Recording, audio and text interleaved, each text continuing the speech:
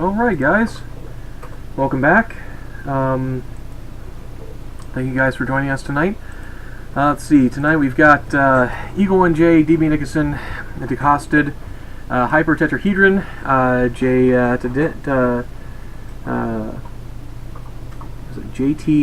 Jaden, I think that's correct. Powers USA, X-Ray Charlie Yeoman, and all you beautiful lurkers as well. Thank you very much for joining us tonight. I do appreciate it. Tonight we've got a little special broadcast to go over, a lot of admin stuff, so I see a couple people have already started asking some questions, but thank you very much guys here again for joining us tonight. So without further ado, let me clear up a few points of clarification about the surveys that were sent out this week, actually this past week on Friday.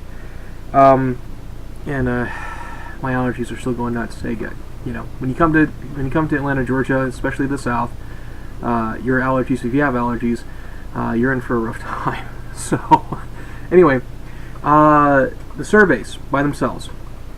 If you are a big engine, if you pledge a big engine, actually, let me just start off by saying all of the things that were on the survey are optional.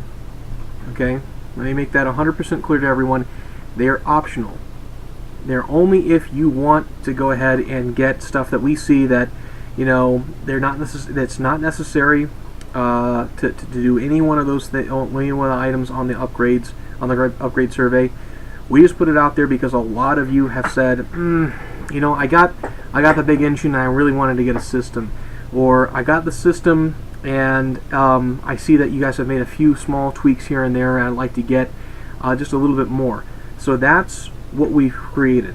The reason why we created those individual items and put them on the surveys because those were the most sought after items. So yes, this particular survey was just for Kickstarters and Kickstarters only, for those people who actually wanted to go up on their individual pledges. So the cost of, do not worry, okay, because what you're going to be getting is exactly basically the printer that you're looking for. So any post Kickstarter backers who are watching this, don't worry about the upgrade survey, because everything that you've asked for is there. The prices are what they are, and we stick by the Kickstarter prices for those Kickstarters who backed us. So you know, a while ago. So here again, the surveys are only for Kickstarters. But don't worry about that, because the other stuff as it goes forward, we'll get back in touch with you about that. So just don't worry about that as of right now. So just know that the Kickstarters got by far the best deal and the best price overall for everything, and post Kickstarters, unfortunately, because of the way that it worked out time wise, it just is what it is. It will be still cheaper because you pre-ordered. It'll still be cheaper than the final list price, but it will be higher than what we charge the Kickstarter. So just know that. Anyway, okay. So start off, let's just go ahead and clear the air as to what the individual upgrades are.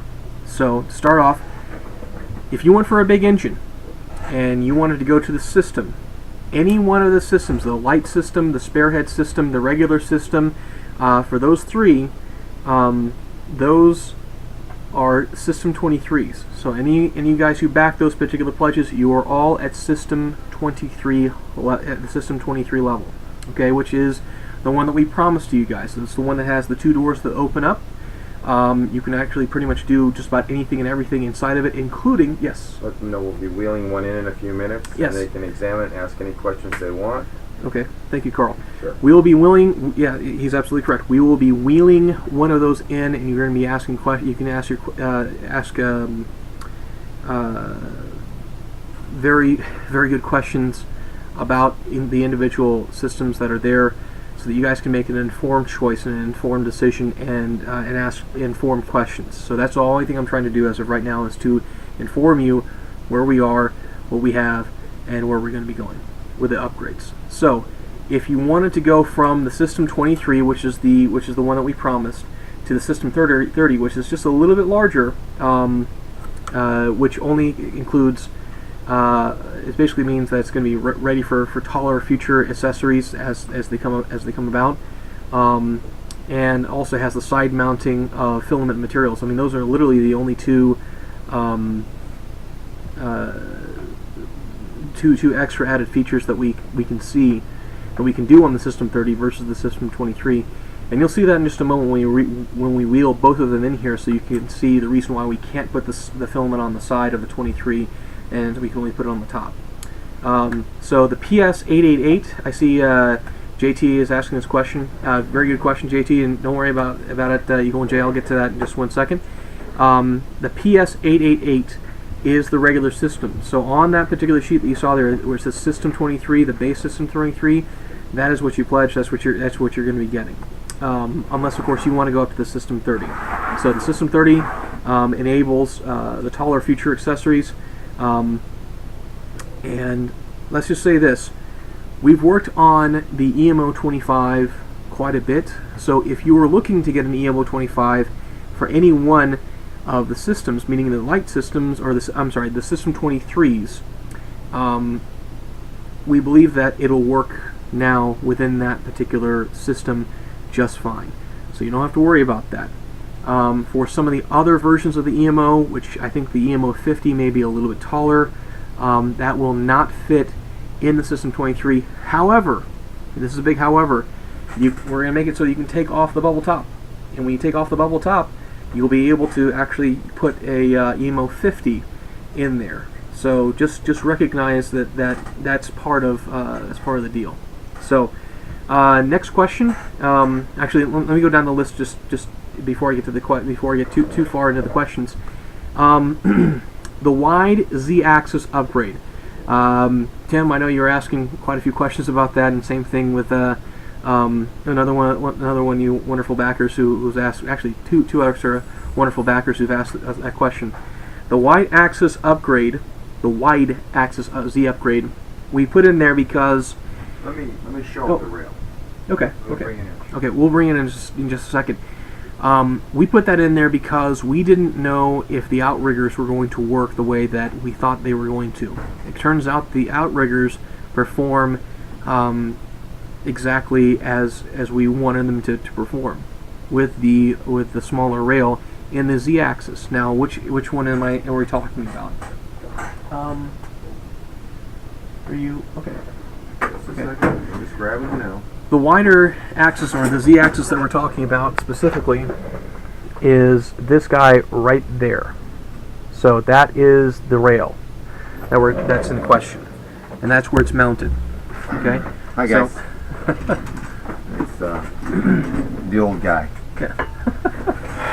And we're both old. All right. I think you can see the difference. Mm-hmm. So let me tell you how this went down. Again. We're not trying to trick anybody. We're just trying to make sure that if you buy what you get, you're happy with what you get. Mm-hmm. This works fine with plastic, because plastic doesn't weigh very much. Yep.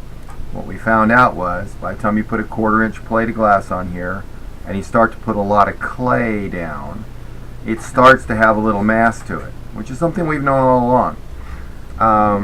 But we didn't really think that we would be as popular with the clay. So people that are buying the clay or trying to make very large builds, say builds that approach 2 kilograms, this will have a little bit less twist, actually considerably less twist to it as it accelerates and decelerates in the x-axis.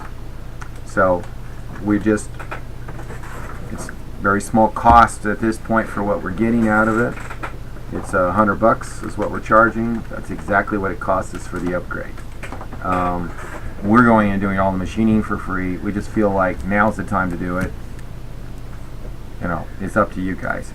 If you're not hardcore, if you think you're going to making small things like a cell phone or a cigarette case or something like that out of plastic, don't waste your money. If you think you might be making more complex builds, if you're looking forward to being one of those power users who is going to make something, like you're going to try and build something that looks like this when you get finished, which is completely interesting and who knows, not that far off the truth of real capability before we're finished, then you probably won't regret making that investment. Yes. That is completely and absolutely up to you. The IKO guys have been so nice to say we'll support the business either way, and God bless you, IKO, Yes. because we were just talking a few minutes ago how we wish every supplier was like them. So anyway, I hope that clarifies to you guys. It's just that when you have a wider rail and a stiffer rail, it stiffens the spine. That's a good thing. And the other thing is the torque, the twisting that goes place. Obviously, the distance between the balls versus the length has a significant amount of yaw is the popular word. And that don't mean yahoo, it's just yaw. And so pitch and yaw is what you get out of it. And there you go. You said 2 kilograms worth of material? 2 kilograms worth Of plastic, which is an entire roll, which takes like 5 days to print almost. So, all right, just to put it in perspective, guys, for you guys who were asking about the clay, okay, each one of these individual bricks that you're going to see right here, these guys are roughly, and I'll prove it to you right here. They are 1 pound a piece, okay, 1 pound a piece, and as you can see, this is plasticine. All right, it's actually quite large. When it comes to all 4 of these pieces coming together, that's 4 pounds. So 2 kilograms, and there's some scale for you right there. So you guys can see that it's actually quite a bit of material. There you go. I just wanted to give them some scale. good. No, I think that's awesome. Okay.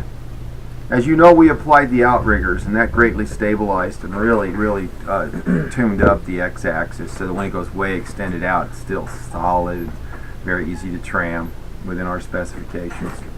So this is completely swimsuit optional at this time. You guys decide what you'd like to have. Yes. What's the next question? The next part is the touchscreen upgrades, and the whole point of doing the touchscreen upgrades obviously is the fact that you can control everything with your fingertips.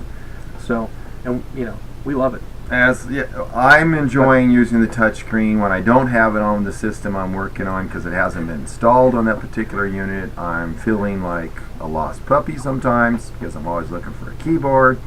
But you know, some of that we've solved. I think the majority of machines can be run with just a mouse, the majority of your operations. I think it's going to depend on how you end up using the printer.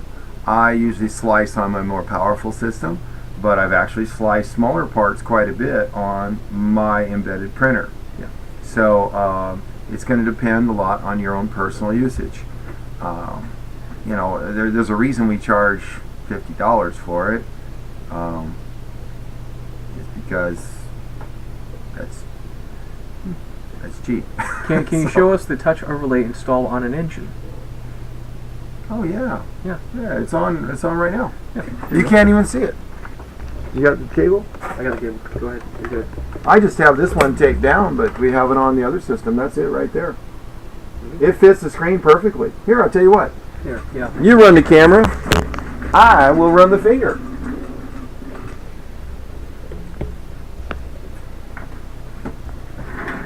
Folks, if I seem punchy tonight, I apologize. I had a little coffee. I was going to either fall asleep or get a cup of coffee. So you hold your hand like this, and you find the button, tap it twice. And Do it again. I think I did. Wait, you did. Oh, Okay. do it Yeah, again. sorry. See how he is? Sorry. So keep watching. Okay. Now watch this. Oh, nice. Move the button, move the finger. Okay. Now here's the thing that's really cool though. When you get to going this, you come up here and you say unlock motors. Now you can move your motors. So you see I don't have to go finding a mouse. I'm really working where I'm at. I say this, home my XY. The home XY is moving. This is the kind of ergonomics that we were hoping to achieve. Some of the other ergonomics are not polished yet, but be sure I will continue to work with the software until I feel it's the best I can do, and maybe the best I can find someone else to do. As an example, the on-screen keyboard, this is Windows XP. You don't think it's going to operate like Windows 8. Now, we got some Windows 8 options coming up first quarter of next year, but right now we're in XP. And with the XP, we're going like, hey, this screen, this onboard screen or on-screen keyboard, it is ridiculato. So what we're saying is, well, let's do something better. So even as we speak, just before the broadcast, we were online looking for the magic sauce. And if you look over here on our screen, you'll see the project that we pulled up. Oh, yeah, that and you shows got up a beautiful onboard keyboard, on-screen keyboard. Heck, it might even be bigger than our own keypad. We don't know yet. Actually, that'd be a good question. So since everybody out there is dying to know, I know how it is. Inquiring minds want to know. Mm-hmm. 993 by 282. What do you know? It even fits on this keypad. So this actually should be in the next revision of software, which no one's ever going to know because we won't have released the systems in the wild before I get this done tonight. Yeah, the next release is tonight. So there you go. Powers USA says 2 weeks ago the overlays did not line up well. I take it these fit and match the screen resolution. You are absolutely correct. We finally found the right 10.1 inch and it fit perfect and it matches the screen resolution perfect. And so I went ahead and bought 40 of them, thinking that if no one wants them, I'll put them on the new machines. But I can't imagine no one not wanting them. They're not. To me, it's nicer. It's up to you, really. Yeah. It's just, and you can install it later if you want to. Okay. So we're not trying to trick anybody. We just, all along we tried to build a machine we would want. Mm-hmm. Before I couldn't find a touch panel that I felt was good enough that I'd want to use it. Finally, Tide, God bless you, Tide, came through. I mean, this was not an easy task. We went through this before. We tried a dozen different vendors. We finally got someone that did it. And now the good news is, in the airplane right now, probably somewhere, what is today? Sunday? Today's no, Sunday, it's not an Sunday airplane now. the 18th. In a truck right now. After Yes. landing in Cincinnati, it's a truck bringing goodies from DHL from Hong Kong, and we have the 14.1 inch screen that we've been waiting for, and that's for the systems. Sorry about that, guys. So right now, the only touch solution we guarantee is the 10.1 inch. But by this time tomorrow night,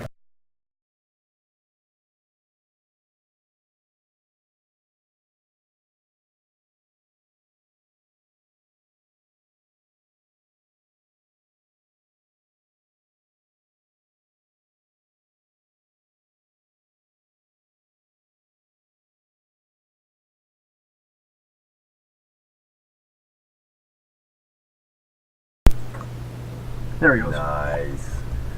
Sorry about that, guys. Oh no. There he goes. Oh, the coffee's terrible, man. Are we back live?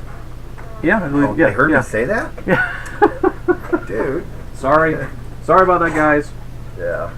Anyway, Technical so the difficulty. 14.1 inch screen should also be, our goal is to make it perfect, just like this one. Perfect fit, perfect screen resolution. Tomorrow night, I can tell you. Tuesday morning, if you want to Skype me, I'll show it to you personally, whoever is interested. So, there you go. Again, make your choice. We're not trying to twist anybody's arm. If you're happy to run a mouse and a keyboard, you go right ahead. For me, I just love having it right there. I've showed it to Greg. I've showed it to a few other people. I haven't found anybody who thought it was a bad idea. Mm-hmm. So, up to you folks, completely. Is the overlay resistive or capacitive? It is unfortunately resistive. And the reason for that is that these screen formats, really hard to find a capacitive one that has any documentation with it. I can get beautiful, beautiful capacitive overlays, Zippo documentation. Basically, they're all overruns for production from like Lenovo, ThinkPad, Asus, and those guys are not doing so. They're not so free with their information. Let's put it that way. This is a production screen. I can get these overlays for years to come. They're from it turns out to be a very good supplier. We say, well, can you handle 50? They say, we got 2,000 in stock. Don't worry, just order them. Which in China is very unusual. Usually they don't have large inventories at the distributor level. Usually 2 days, we get you anything you want. But not normally, just come over and pick it up. So they are resistive. They are not multi-touch. They are a similar user feel to a mouse, except for you're using your finger and you're touching on the screen where you're interested, not running a mouse over here and looking at the screen there. It's a different experience. Just know that we're moving that way. We've always wanted to go with a touch. We've always wanted to go with a tablet. We felt blessed that we were able to find this overlay at this time so we could include it in the original ones if at all possible, or if that's your desire. All right. All right. Excellent. Keep going. Any other? The next question. Oh yeah, absolutely. Mouse and keyboard. totally integrated. Yeah. My personal favorite is a wireless one like this. And that's one thing we should say. We're not putting a keyboard in these boxes for you guys because everybody has a different keyboard style they want.